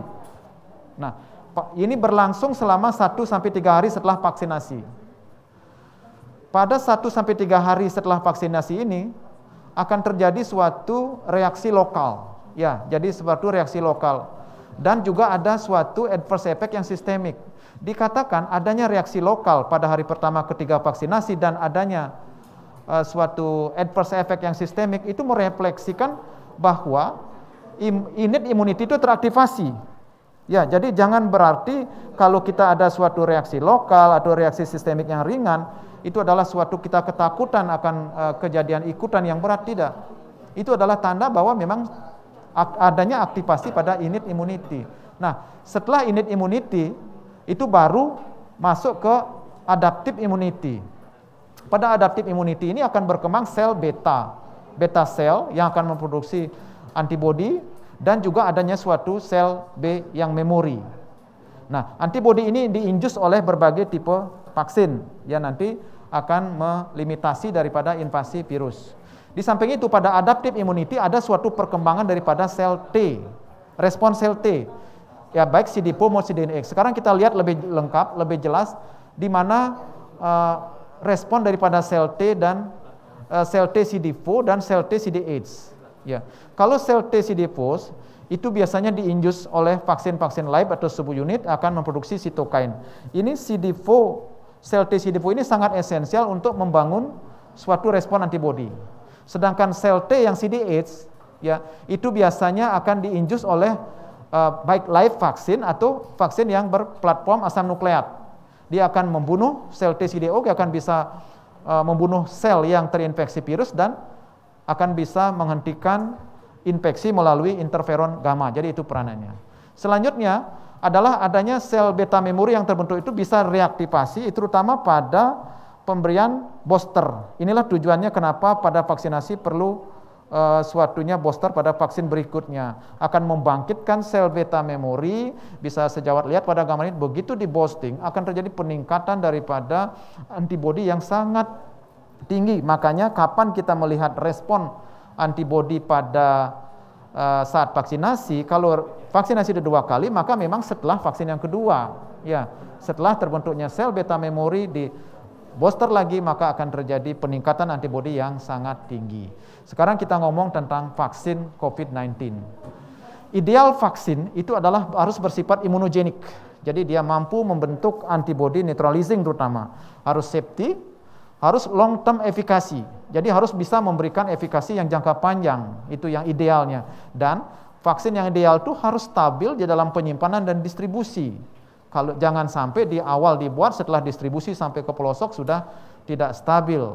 Dan pada vaksin COVID-19 maka adalah melalui terbentuknya suatu neutralizing antibody terhadap virus SARS-CoV-2. Dengan teknik seperti itu, ideal seperti itu, maka dibuat beberapa pendekatan untuk pembuatan vaksin SARS-CoV-2 dengan mempertimbangkan imunogenisitas, safety, efikasi, delivery system, storage dan lain-lain. Maka ada beberapa platform vaksin yang saat ini sudah digunakan dan dilanjutkan penelitiannya. Ada dari subunit virusnya, ada dari attenuated viralnya, baik yang inactivated, terutama yang inactivated, ada yang melalui platform viral vector, ya, jadi pada menggunakan vektor virus yang lain, kemudian baru diberikan ke host, atau melalui suatu, ada namanya yang juga banyak sekarang dikembangkan adalah melalui berplatform nucleic acid base, yaitu dengan menggunakan mRNA, atau ada juga vaksin DNA, dan juga bisa melalui imun cell therapy. Ini yang sempat menjadi perbincangan belakangan adalah dengan menggunakan dendritic cell atau cytotoxic cell. Memang itu juga bisa merupakan pendekatan untuk kita membuat vaksin. Tetapi dari berbagai platform itu ada suatu keuntungan dan kerugiannya. Ya, kita lihat kalau dia yang RNA, ya dia cenderung poten dan gampang diproduksi. Tetapi dia kelemahannya dia memerlukan cold chain dan lain-lain yang cukup sulit. Tetapi kalau yang berbasis viral vector itu juga mempunyai kemampuan yang kuat untuk menginjus respon terhadap sel T, ya, dengan beberapa kelemahannya. Tetapi kalau inactivated virus dengan dasar seperti Sinovac yang kita pakai itu, dia relatif lebih aman, tetapi membutuhkan jumlah virus yang banyak dalam produksi. Sedangkan yang subunit, ya, dia relatif lebih murah dalam produksi, tetapi dia mampu men-trigger respon sel T dan membutuhkan adjuvan, terutama di dalam proses produksinya. Nah, ini sebuah slide yang menggambarkan bagaimana respon terbentuknya neutralizing antibody pada berbagai umur. Kita lihat bahwa pada usia tua, ini dari laporan ini menunjukkan bahwa memang terdapat penurunan kemampuan pembentukan antibodi ini terkait dengan kemampuan imun. Nah, dalam perkembangannya bagaimana pembuatan vaksin, ini sudah sering mungkin kita baca bahwa harus melewati berbagai fase. Ada namanya studi preklinik, fase 1, fase 2, fase 3, dan sampai akhirnya suatu memasuki studi post approve. Setelah di approve pun itu masih dalam proses sebenarnya, karena harus dievaluasi vaksin adverse event reporting system. Kemudian kita lihat lagi apakah dibandingkan komparatif study dan juga pada beberapa populasi-populasi yang lain. Dalam situasi sekarang di mana kita membutuhkan vaksin yang sangat cepat, kita perlu untuk menghentikan pandemi, maka proses pembuatan vaksin itu mengalami suatu progres, suatu percepatan. Kalau idealnya sebuah vaksin perlu waktu 10 tahun, maka sekarang hanya dalam waktu 1 tahun itu vaksin sudah bisa sampai kita gunakan. Itu pun sudah melewati fase-fase yang memang seharusnya. Jadi dipercepat beberapa fase. Dan karena memang situasi kita adalah memang memerlukan dalam waktu yang cepat. Nah, pada fase 3 inilah yang penting, di mana setelah melewati fase 3 atau sedang fase 3 kita bisa kalau mendapatkan emergency use authorization bisa digunakan. Saya ambil contoh ini yang terbaru ya. Jadi dari berbagai jenis vaksin ya, kita lihat ada vaksin Pfizer, BioNTech, Moderna itu dengan platform mRNA itu menjanjikan efikasi yang sangat tinggi ya, sampai 95%. Dan ke depan coming soon ini sudah mulai Pfizer itu akan mencoba ke pregnant woman dan juga pada ke anak-anak. Ini kita tunggu hasil-hasilnya nanti. Nah, kalau yang vektor itu apakah AstraZeneca itu sedikit lebih rendah efikasinya 62%. Kemudian yang Gamaleya Sputnik 5 ini Rusia yang punya, sudah di New England terakhir saya lihat itu laporannya sudah mencapai 92%. Ya, jadi cukup tinggi. Jadi kita bisa lihat bahwa berdasarkan data ini efikasi daripada vaksin-vaksin COVID-19 itu memang rata-rata cukup tinggi. Ya. Nah, ternyata vaksin itu juga bisa memprotek infeksi asimptomatik. Karena pada suatu fase 3 daripada studi, kalau ini mRNA 12 jutaan adalah Moderna, dia bisa menurunkan 67% daripada asimptomatik infeksi. Ya, jadi yang asimptomatik pun bisa diturunkan oleh vaksin ini. Kita lihat di sini, di slide ini, bahwa vaksin efikasi itu bukan hanya pada yang asimptomatik dan memang tujuannya untuk menurunkan kematian dan yang berat. Kita lihat bahwa pada vaksin Moderna, pada asimptomatik dia bisa 67%, pada simptomatik 94%, pada kematian bahkan bisa 100%. Suatu yang sangat menjanjikan, di samping juga Pfizer ya yang bisa mencapai 95%. AstraZeneca juga bisa pada asimptomatik sampai 50-67%, pada asimptomatik dia 76-82%. Demikian juga dengan Gamaleya atau Sputnik 5 dari Rusia. Ya, sedangkan kementerian kita menetapkan 6 jenis vaksin COVID-19. Ini saya adopt dari yang disampaikan Kemenkes. Ada produksi Bio Farma lokal, nasional, AstraZeneca, Sinopharm, Moderna, Pfizer, Sinovac. Jadi vaksin-vaksin yang memang efikasinya bagus, yang sudah terbukti, itu juga memang menjadi pertimbangan daripada kementerian kita untuk kita gunakan bersama-sama di Indonesia. Nah, ini kebutuhan vaksin. Saya sedikit tentang bagaimana pelaksanaannya. Kita pertama prioritas ke petugas kesehatan, petugas publik, lansia, dan selanjutnya kepada masyarakat rentan, dan terakhir pada masyarakat lainnya sesuai dengan menggunakan pendekatan klaster dan ketersediaan vaksin. Karena target kita adalah mencapai 181,5 juta. Ini kita hitungannya 70-80% daripada populasi kita. Kalau itu bisa tercapai, herd immunity tercapai, mudah-mudahan kita bisa mengakhiri pandemi yang sudah menjenuhkan ini. Nah, kami dari Perhimpunan PB PAPDI juga mengeluarkan berbagai rekomendasi, kemudian dari revisi lagi. Ya, kalau kita lihat ini yang revisi yang terakhir 2 hari lalu, PB PAPDI juga mengeluarkan rekomendasi pada penyakit penyerta, karena ini akan menjadi banyak pertanyaan di antara kalangan kita, karena kita banyak sekali di antara masyarakat kita dengan penyerta, apakah perlu vaksin atau tidak. Mungkin sejawat sudah mendapatkan WA atau di praktek berulang-ulang ditanyakan, apakah saya bisa vaksin? Kalau saya sendiri hampir 10 dalam sehari bisa 10-15 kali menjawab pertanyaan tentang apakah perlu vaksin tidak. Nah, PAPDI sudah jelas memberikan beberapa patokan. Tapi kalau kita lihat rekomendasi ini untuk memperluas cakupan. Jadi memang untuk mempercepat pencapaian herd immunity. Memang harus itu yang kita lakukan. Kalau kita terlalu strict sekali, maka tidak akan tercapai cakupan dari herd immunity, tetapi tentunya tetap mempertimbangkan SIP berdasarkan riset-riset dan pertimbangan para ahli. Jadi ini yang terakhir, bagaimana efikasi daripada pencapaian herd immunity itu ada dua. Jadi efikasi vaksin dan vaksin coverage. Ya, jadi yang kita optimis akan mencapai herd immunity bila efikasi vaksinnya tinggi yang digambarkan oleh warna biru. Ya, warna biru sejawat bisa lihat. Kalau kita mencapai warna biru adalah antara vaksin efikasi dan coverage-nya tinggi, maka herd immunity tercapai. Tetapi kalau vaksin efikasinya rendah, coverage-nya rendah, kita tidak bisa berharap banyak dari vaksin. Itu dua yang menggambarkan. Dan yang terakhir, kita selalu memprotek, walaupun ada vaksin, kita selalu memprotek diri kita dan orang lain dengan tetap tinggal di rumah, cuci tangan, kemudian tutup hidung dan bilah bersin, hindari sentuhan, jaga jarak, hindari kerumunan, pakai masker dan seterusnya. Kita hafal setiap hari terus mendengar, tapi yang penting kita bisa laksanakan untuk semua. Terakhir, sebagai summary daripada presentasi saya ini, vaksin COVID-19 adalah suatu tool yang sangat penting untuk mencapai herd immunity. Karena herd immunity ini adalah salah satu cara untuk menghentikan pandemi COVID ini. Dan vaksin COVID-19 ini harus dilakukan bersama-sama dengan kegiatan-kegiatan yang terbukti secara evidence based. Baik, demikian presentasi saya pada siang ini. Semoga ada manfaatnya buat sejawat semua. Terima kasih, Prof. Tuti. Selamat siang. Terima kasih kepada Dr. Susilo Utama ya, sudah membicarakan tentang vaksin lengkap sekali mengenai bagaimana dan apa namanya yang mana yang baik, yang mana yang buruk ya. Itu semuanya sebagai kesimpulan kita masih dalam penelitian tentang vaksin ini. Kemudian setiap sesuatu pasti tidak lengkap komplit, semua mempunyai sempurna, tetapi masih ada kekurangannya, dan dengan berjalannya waktu kita akan tahu nanti yang mana yang paling baik di antara semua yang ada, yang tersedia. Ya. Sekarang kita menginjak kepada acara diskusi. Ketiga pembicara sudah bersama saya di sini. Yang pertama mendapat ada pertanyaan.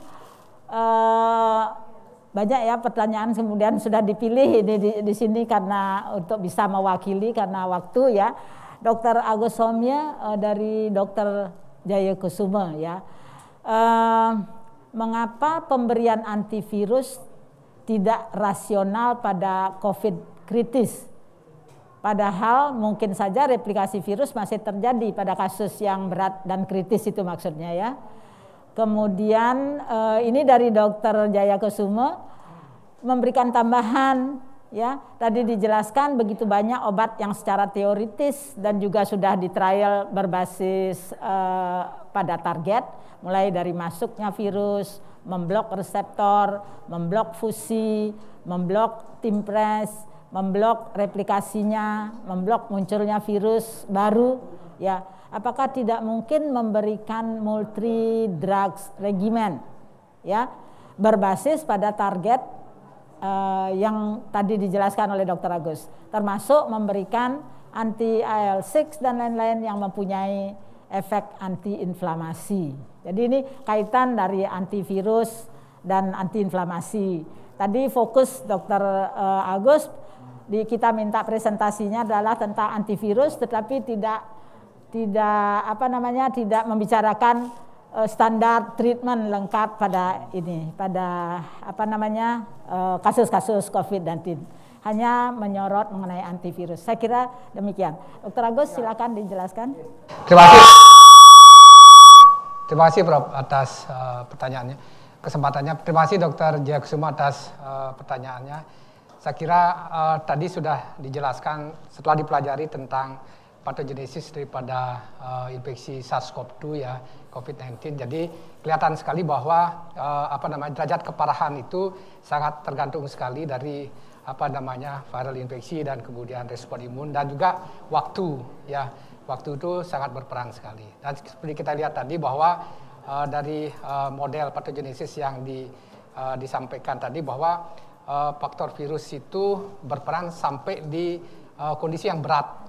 Dan setelah kritis itu tidak di faktor virus itu sangat kecil sekali, sehingga di sini rasionalitas pemberian antivirus itu kurang dibandingkan diberikan antivirus itu di awal, di mana peranannya sangat dominan sekali, dan kemudian pada fase 2, 2A, 2B, dan kemudian fase 3 itu peranan virus itu kecil. Mungkin saja mungkin bisa terjadi replikasi ya.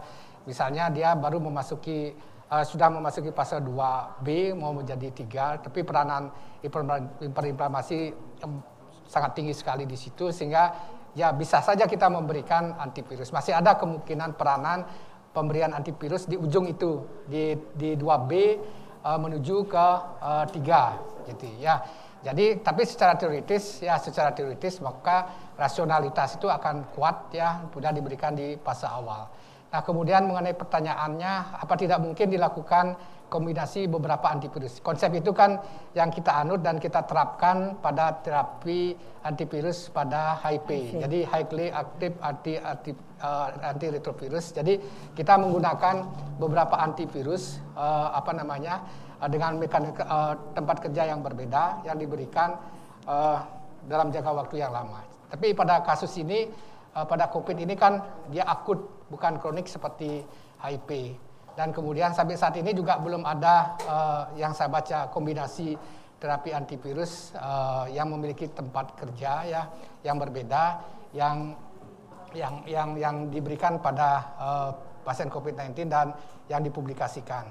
Nah, memang ada kombinasi antivirus dengan imunomodulator, yaitu seperti misalnya baricitinib. Jadi baricitinib ini adalah imunomodulator yang ternyata juga memiliki efek antivirus. Dan gitu kombinasi antara remdesivir dengan baricitinib ini ternyata memberikan respon yang bagus pada pasien COVID, terutama pada pasien COVID yang berat yang memerlukan suplementasi oksigen. Jadi yang mendapatkan high flow nasal kanul ya, dan yang mendapatkan non invasif ventilasi. Di sini jelas sekali perbaikan, jadi lebih cepat perbaikan pada pasien COVID yang diberikan remdesivir dengan kombinasi dengan baricitinib dan remdesivir itu sendiri. Sedangkan head to head perbandingan antara remdesivir dengan baricitinib dengan remdesivir dengan dexamethasone ini belum ada. Jadi kalau kita ingin meneliti ini bagus. Jadi misalnya pasien yang sedang berat yang mendapatkan remdesivir dengan baricitinib, kemudian kita bandingkan antara remdesivir dengan dexamethasone dan remdesivir dengan placebo. Jadi itu bisa kita lihat. Tapi sampai saat ini belum ada yang saya baca mengenai efikasi antara head to head antara remdesivir dengan baricitinib dengan remdesivir dengan dexamethasone. Bisa saja kalau misalnya kombinasi remdesivir dengan interleukin 6, jadi kita bandingkan dengan remdesivir dengan dexamethasone. Tapi penelitian tentang interleukin 6, tocilizumab itu memang ada publikasinya. Ternyata pada pasien-pasien dengan hiperinflamasi itu, jadi pada pasien COVID dengan kritis itu ternyata tocilizumab itu tidak memberikan outcome yang lebih baik dibandingkan pada pasien yang tidak diberikan tocilizumab. Jadi mungkin itu data-data itu sehingga sampai sekarang kita belum pernah membaca tentang terapi antara remdesivir kombinasi dengan tocilizumab, remdesivir dengan dexamethasone, kemudian remdesivir dengan dengan baricitinib. Jadi itu jawaban saya mengenai kemungkinan rasionalitas pemberian pada pasien kritis itu mungkin aja masih ada. Tapi kalau sudah kritis lanjut, saya kira kalau kita melihat model patogenis itu tidak ada peranannya lagi. Sedangkan kalau kombinasi antar beberapa antivirus mungkin saja kalau kita menganut konsep highly active antivirus seperti pada pasien HIV dengan mekanisme kerja yang berbeda.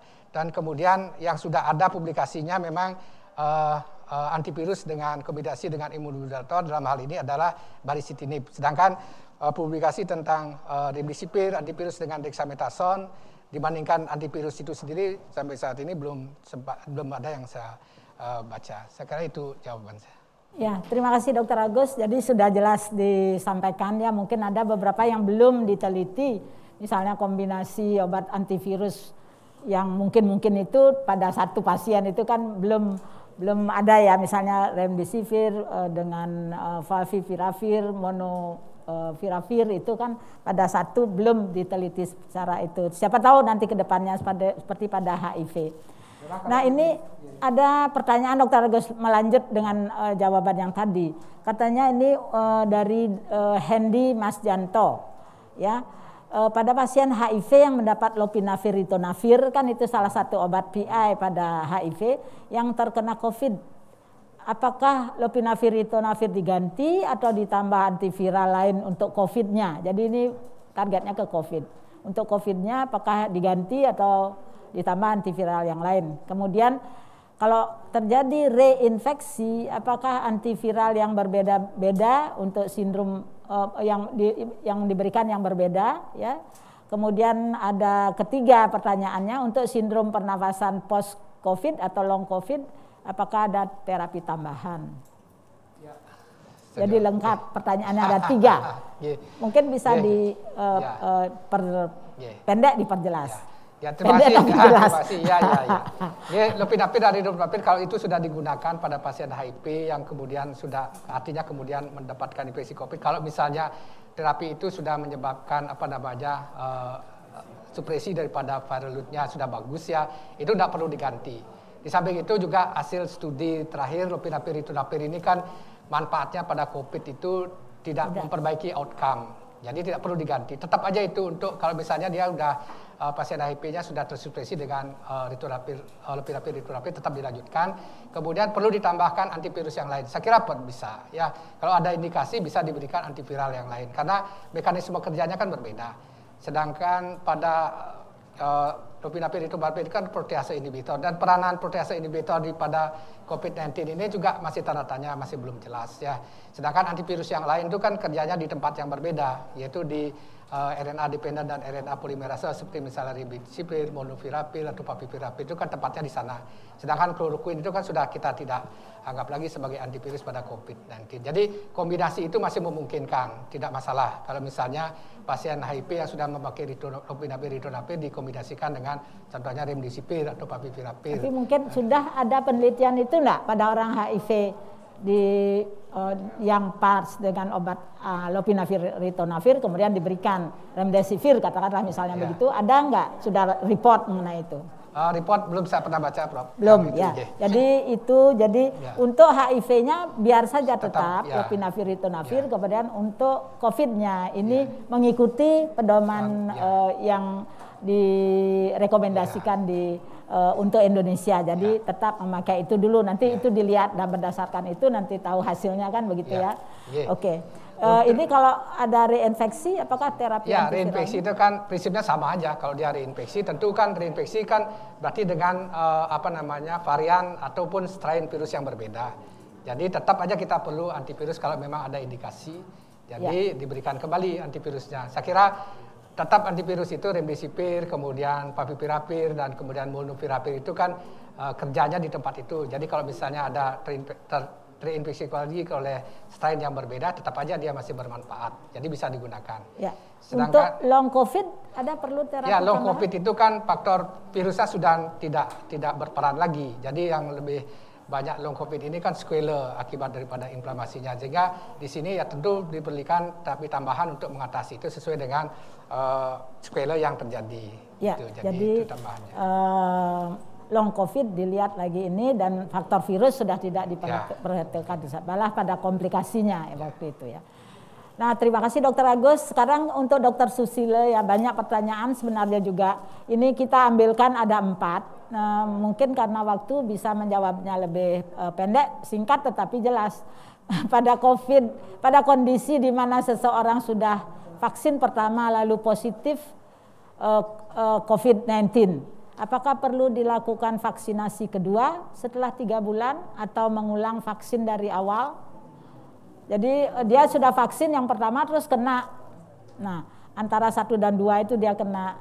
Ini kapan dia melakukan vaksin yang kedua kan gitu maksudnya? Ataukah mulai mengulang lagi, dianggap yang kemarin yang vaksin pertama belum ada, jadi dia 2 kali lagi punya jadwal.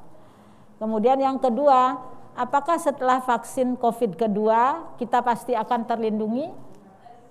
Dan kapan mungkin? Kemudian yang ketiga, apakah ke depannya diperlukan booster atau vaksin ketiga, keempat setelah berapa lama? 3 tahun, 4 tahun, 5 tahun, misalnya seperti hepatitis B, katakanlah begitu. Apakah ada tempatnya kita mencek lab antibodi kuantitatif secara berkala untuk mengetahui apakah kita perlu booster vaksin atau tidak? Jadi ini pertanyaan untuk Dr. Susilo, 4 pertanyaan. Silakan Dr. Baik, Susilo. terima kasih Prof. Tuti. Terima kasih juga pada semua pada penanya ini ya. Pertanyaannya sangat aplikatif ya. Yang pertama saya jawab, bila seseorang sudah vaksin yang pertama, kemudian dia terinfeksi SARS-CoV-2 ya. Artinya dia mendapatkan COVID-19 walaupun sudah divaksin. Kasus seperti ini banyak kita dapatkan, mungkin ya dari sejawat juga banyak mendapatkan. Nah, sekarang pertanyaannya apakah perlu vaksin yang kedua setelah 3 bulan? Kita tahu antibodi terbentuk dari secara natural melalui infeksi sudah, kemudian dari vaksinasi. Tentunya dengan vaksinasi yang pertama itu belumlah terbentuk antibodi yang maksimal. Ya, jadi masih kepada tadi saya sampaikan ke adaptive immunity. Jadi belum booster. Jadi kalau dengan kondisi seperti ini maka pemberian vaksin setelah 3 bulan terinfeksi itu sebagai booster sangat diperlukan. Jadi silakan kita harus lagi memberikan vaksin berikutnya sebagai booster untuk meningkatkan kuantitas daripada antibodi yang sudah terbentuk baik secara natural maupun secara vaksinasi. Tentunya akan kita mendapatkan kuantitas antibodi yang lebih banyak. Jadi tidak perlu khawatir kalau antibodinya memang sudah tinggi, ya malah lebih tinggi lebih bagus, tidak ada masalah dengan titer antibodi yang tinggi. Silakan, kita harus vaksin lagi yang kedua, tetapi cukup 1 kali sebagai booster. Itu yang pertama. Pertanyaan kedua, apakah setelah vaksin COVID kedua pasti akan terlindungi? Nah sekarang gini, setelah vaksin kedua, terutama 14 hari setelah vaksin kedua itu akan terbentuk suatu antibodi puncaknya. Nah, berapa lama bertahan antibodi ini? Karena ini vaksin baru, kita masih perlu penelitian-penelitian lanjutan. Jadi masih ada langkah-langkah selanjutnya dalam vaksinasi ini. Seberapa lama bertahan daripada antibodi yang sudah terbentuk. Nah, kalau sekarang apakah pasti terlindungi? Tidak ada yang pasti. Jadi saya tidak berani bilang bahwa setelah vaksin 2 kali bahwa kita akan benar-benar tidak terlindungi. Makanya setelah vaksin pun kita semua selalu menetapkan jadi protokol kesehatan selalu tetap kita jalankan karena risiko tetap ada. Tetapi dengan vaksin dia akan bisa yang pertama mengurangi risiko infeksi, dan yang kedua kalaupun infeksi dan bila sudah divaksinasi, tadi di slide saya tunjukkan bahwa vaksinasi berhasil menurunkan derajat beratnya dan kematian. Kalaupun kita terinfeksi dan sudah vaksinasi kita terinfeksi, paling minimal kita akan bisa menurunkan derajat beratnya infeksi atau menghindari kematian. Ya, itu gunanya vaksinasi. Jadi sangat-sangat penting. Tapi tergantung berapa lama kita perlu penelitian lebih lanjut. Apakah kedepannya diperlukan booster atau vaksin ketiga, keempat? Berdasarkan daripada uji klinis dari vaksin-vaksin yang ada sampai saat ini hampir semua vaksin itu pemberiannya 2 kali. Ya, jadi ada yang pertama dan kemudian booster berdasarkan teori tadi. Apakah perlu ketiga dan keempat? Masih dalam riset. Ya, dan saya kira ini belum bisa kita jawab secara mutlak, tetapi berdasarkan data yang ada saat ini bahwa pemberian vaksinasi sampai saat ini cukup dulu 2 kali. Jadi yang pertama dan kemudian booster. Nah, yang keempat pertanyaannya, apakah ada tempatnya kita mengecek antibodi kuantitatif secara berkala? Apakah kita perlu booster vaksin atau tidak? Ya, ini perlu saya jawab dari 2 sisi ya. Kalau secara akademik untuk kita tahu bahwa kita memang mempunyai antibodi atau tidak, ya memang perlu. Tetapi secara epidemiologi tentu tidak mungkin kita membuat suatu program pemeriksaan antibodi kuantitatif secara berkala untuk semua populasi. Ya, jadi masih sulit dijawab ini kalau saya bilang apakah perlu tidaknya. Jadi kalau ingin memeriksa, alangkah baiknya kalau kita bisa tahu juga kuantitas antibodi yang sudah terbentuk akibat vaksinasi yang kita lakukan, yang kita sudah dapatkan. Mungkin demikian jawaban saya, Prof. Tuti. Mudah-mudahan. Terima kasih kepada Dr. Susila yang saya kira sudah menjawab dengan baik ya pertanyaan-pertanyaan tadi. Yang ketiga pertanyaan untuk Dr. Cok Wahyu ini, bagaimana pengalaman pemakaian plasma konvalesen di Rumah Sakit Unut? Kapan diberikan?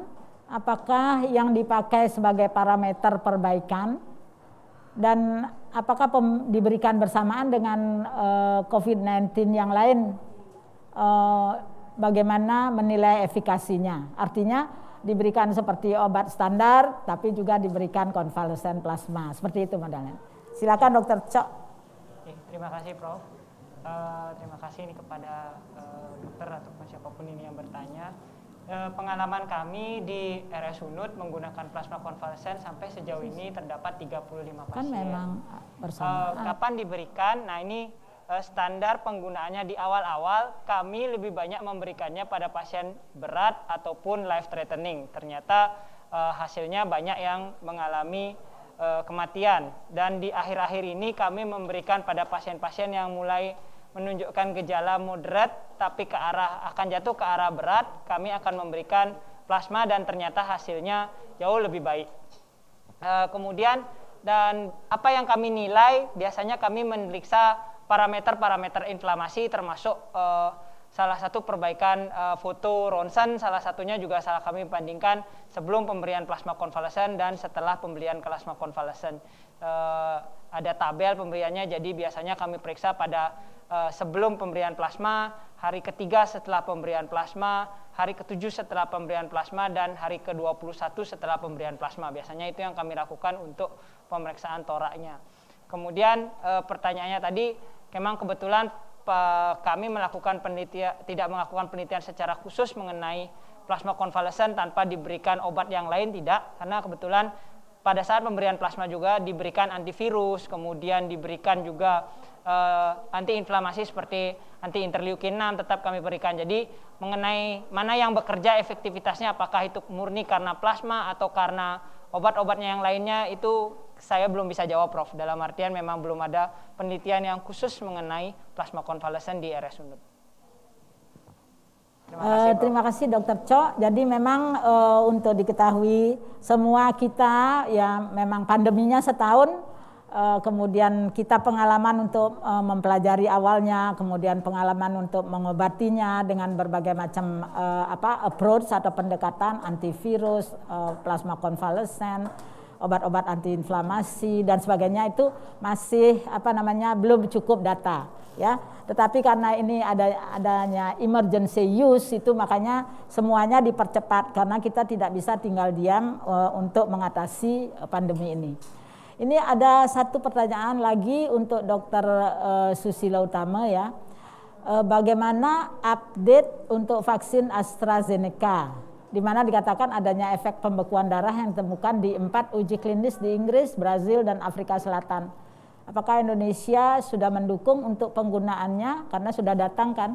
Apakah kedua vaksin Sinovac dan AstraZeneca memiliki manfaat mencegah penularan virus seperti vaksin Pfizer? Matur suksema, silakan. Jadi dia bandingkan antara dua vaksin Sinovac dan AstraZeneca dengan Pfizer vaksin. Ya, baik. Saya langsung jawab tentang ini. Ini pertanyaannya sangat yang update beritanya ini kan. Kita lihat di media massa ada informasi bahwa AstraZeneca vaksinnya bisa menimbulkan, ada yang mendapatkan vaksin AstraZeneca setelah vaksin terjadi blood clot bahkan kematian. Nah, sehingga berbagai negara di Eropa suspend, jadi sementara menghentikan, menunda pemberian daripada vaksin AstraZeneca. Nah, bagaimana dengan kita?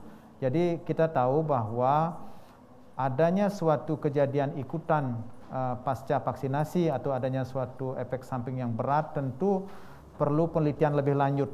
Apakah memang ada hubungan secara langsung antara vaksinasi dengan kejadian tersebut? Jadi itu masih dalam penyelidikan, masih dalam penelitian. Sementara menunggu penelitian itu, beberapa negara menundanya. Kalau kita, di negara kita, vaksin AstraZeneca itu memang sudah termasuk di dalam vaksin yang memang kita rencanakan untuk didatangkan dan sudah didatangkan oleh pemerintah kita. AstraZeneca sudah ada. Dan bahkan BPOM pun sudah memberikan suatu emergency use authorization. Ya, jadi sudah ada emergency use. Pemberian emergency use authorization itu berdasarkan pertimbangan-pertimbangan yang juga cukup banyak. Jadi tetap mempertimbangkan safety daripada vaksin tersebut. Nah, sekarang apakah akan digunakan? Tentu kita akan menggunakan, tetapi kita masih menunggu daripada hasil penelitian lebih lanjut. Ya, nanti kan ada informasi resmi apakah memang terkait atau tidak. Kalau ternyata memang tidak ada kaitan langsung antara blood clot tersebut dengan vaksinnya, tentunya kita akan tetap menggunakan. Ya, karena vaksin AstraZeneca ada kelebihannya juga, dia bisa juga untuk varian B117 yang saya baca. Jadi sangat banyak manfaatnya. Di samping efikasinya juga cukup tinggi pada vaksin AstraZeneca tersebut. Nah, sekarang pertanyaan berikutnya, apakah bisa untuk transmisi seperti vaksin, bagaimana apakah vaksin Sinovac atau vaksin AstraZeneca itu bisa untuk mencegah penularan virus seperti vaksin Pfizer? Ya. Jadi untuk mencegah penularan virus, semua vaksin bisa kalau kita lihat konsepnya. Pasti dia akan mencegah penularan virus, kalau pengertiannya mencegah penularan virus. Tetapi yang saya sampaikan tadi itu adalah apakah bisa menghindari, menurunkan pada yang asimptomatik yang tanpa gejala, itu mungkin berbeda. Itu pada vaksin Moderna. Jadi kalau semua vaksin Sinovac, AstraZeneca, Pfizer dan lain-lain tentu akan memang tujuannya untuk mencegah penularan virus, untuk mencapai suatu herd immunity. Jadi demikian Prof. Tuti. Terima kasih. Ya, terima kasih Dr. Susilo. Jadi sekarang saya akan meringkaskan sedikit mengenai ketiga pembicara tadi karena waktu juga ya, sebenarnya pertanyaan juga masih ada sebenarnya. Dari pembicara pertama dari Dr. Agus dari antiviral ini, jadi kita sebenarnya sekarang sudah bisa memakai katakanlah obat remdesivir sebagai obat sebagai antivirus untuk COVID-19 ini, tetapi di samping itu masih banyak lagi penelitian lain yang dilakukan. Jadi kandidat-kandidat antivirus terus sedang dalam penelitian. Jadi sudah ada remdesivir yang memberikan manfaat, tetapi tentu saja masih belum puas, masih dilakukan lagi. Dan ada cahaya yang menjanjikan molnupiravir katanya. Mudah-mudahan ini sebagai bisa mencegah dan diberikan secara oral. Jadi mungkin kalau itu bisa berkembang akan memberikan mencerahkan kita, melegakan dalam kita menghadapi pandemik ini. Dari pembicara kedua tentang plasma convalescence dan IVIG itu, jadi pemberiannya sampai saat ini kan seperti secara praktis saya ringkaskan bahwa pemberian plasma konvalesen adalah memberikan secara pasif antibodi dari pasien yang sudah sembuh kepada pasien yang masih sedang sakit. Jadi bagaimana efek ini tentu saja ini yang perlu juga diteliti. Secara teori sebenarnya sudah ada antibodi di sana yang bisa menetralisir virus. Lalu kapan saat pemberiannya, berapa dosisnya, kemudian bagaimana menyiapkan, karena golongan darah kan berbeda-beda juga, sehingga transfusi untuk plasma konvalesen itu sama dengan transfusi darah yang lain harus dilakukan pemeriksaan yang ketat. Kalau IVIG merupakan satu rekombinan daripada imunoglobulin yang tidak perlu kita donornya, tapi bisa dibeli secara rekombinan, kemudian diberikan, dan juga pengalaman untuk pemberian saat yang tepat pemberiannya itu belum diketahui secara pasti, tetapi secara prinsip bahwa itu bisa membantu karena seperti kita melakukan imunisasi pasif. Jadi sudah ada antibodi, imunoglobulinnya dan sebagainya pada plasma konvalesen lebih lengkap, lalu bisa membantu pasien yang sedang terinfeksi. Yang ketiga dari vaksin, pembicara ketiga tentang vaksin sudah jelas dan sangat detail diberikan bahwa semuanya masih ongoing, on proses. Tidak ada yang tidak baik, saya kira. Malah saya pernah membaca di mana ya dikatakan mana vaksin terbaik untuk saya, ada pertanyaan seperti itu. Jadi vaksin terbaik adalah vaksin yang bisa kamu dapat sekarang. Nah, seperti Indonesia kita sudah mendapatkan vaksin Sinovac ini, dan dalam sediaan ratusan juta, 400 juta vaksin untuk penduduk kita yang banyak sekali ini. Jadi ini merupakan satu kesempatan. Banyak negara yang belum bisa karena membuat vaksin kan tidak gampang. Jadi tidak bisa mengcopy begitu saja, membuat dengan cepat tanpa suatu prosedur, itu tidak. Jadi vaksin semua ada manfaatnya dan ada kelebihan dan kekurangannya masing-masing. Tadi disinggung vaksin AstraZeneca, kita masih pengalamannya baru demikian, baru sekian itu yang dilaporkan bisa menyebabkan tromboembolik. Sementara di stop dulu, kemudian diteliti lagi bagaimana, apakah memang benar ini karena vaksin itu atau pasiennya yang memang cenderung mulai ke sana. Jadi kita tidak bisa mengatakan itu tidak baik atau tidak dipakai, tetapi perlu diteliti lebih lanjut, ya.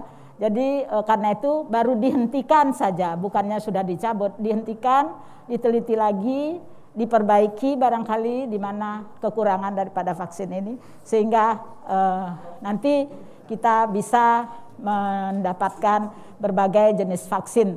Saya kira itu yang bisa saya simpulkan. Mudah-mudahan bisa mendapatkan merupakan pencerahan bagi kita semua, dan semoga apa yang sudah dipresentasikan oleh para pembicara tadi ada manfaatnya kepada para peserta sekalian dan semua kita di sini. Saya kembalikan, saya mengucapkan terima kasih kepada semua pembicara, kemudian kepada panitia juga, dan saya serahkan waktu kepada MC. Terima kasih kepada para pembicara dan moderator. Tibalah saatnya kami membagikan 3 buah door prize yang terdiri dari 2 buah stetoskop dan 1 buah pulse oximeter untuk 3 peserta yang beruntung. Untuk door prize pertama, kami mengundang Profesor Dr. Ketut Tuti Parwati Merati, SPPD KPTI Finasim untuk bergabung bersama kami.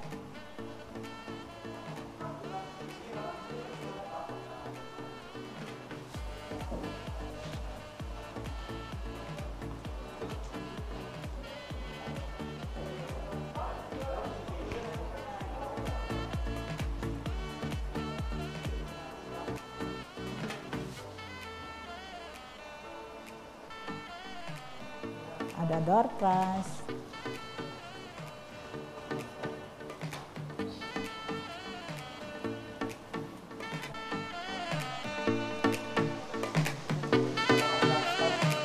Oh, sudah di stop.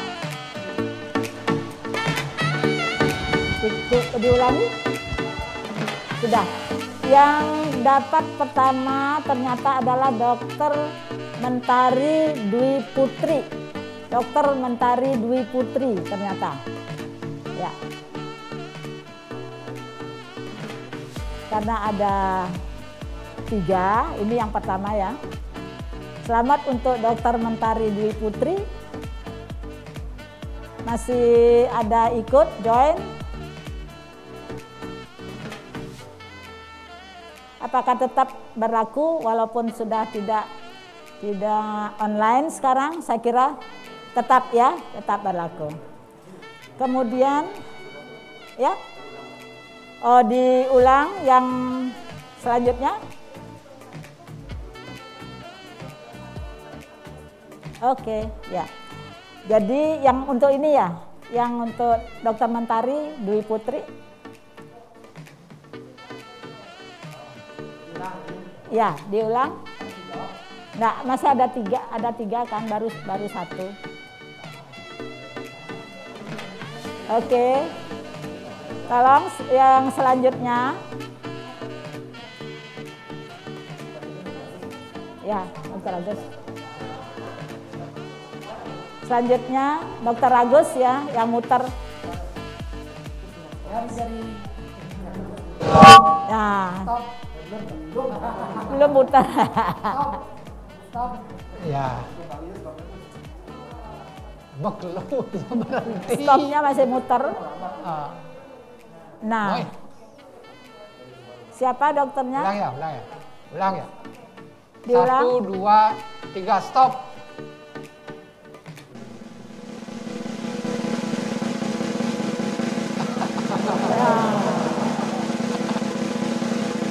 Omang Septian Trisna. Jaya. Dr. Komang Septian Krisna Jaya, Eskat. Ya, lanjut.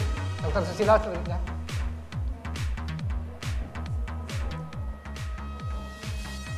Putar.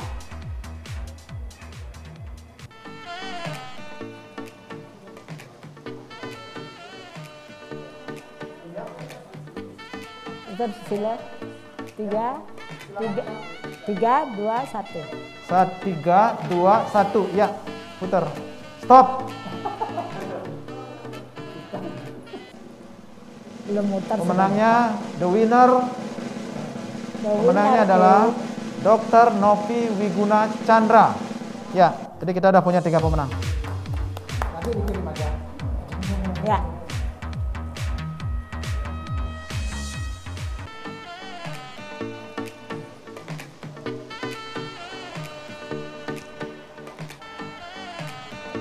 Kami ucapkan selamat kepada 3 orang peserta yang beruntung pada hari ini. Kami selaku panitia akan menghubungi peserta untuk proses pengiriman hadiah. Dengan demikian berakhirlah acara webinar Bali Infectious Disease Symposium ke-13. Kami selaku panitia yang bertugas mengucapkan terima kasih kepada pembicara, moderator, dan serta seluruh peserta atas atensi dan partisipasinya. Kami memohon maaf apabila terdapat kesalahan dalam penyelenggaraan acara pada hari ini. Akhir kata, kami ucapkan selamat siang, terima kasih, dan sampai jumpa dalam acara Bali Infectious Disease Symposium berikutnya. Om Santi Santi Santi Om.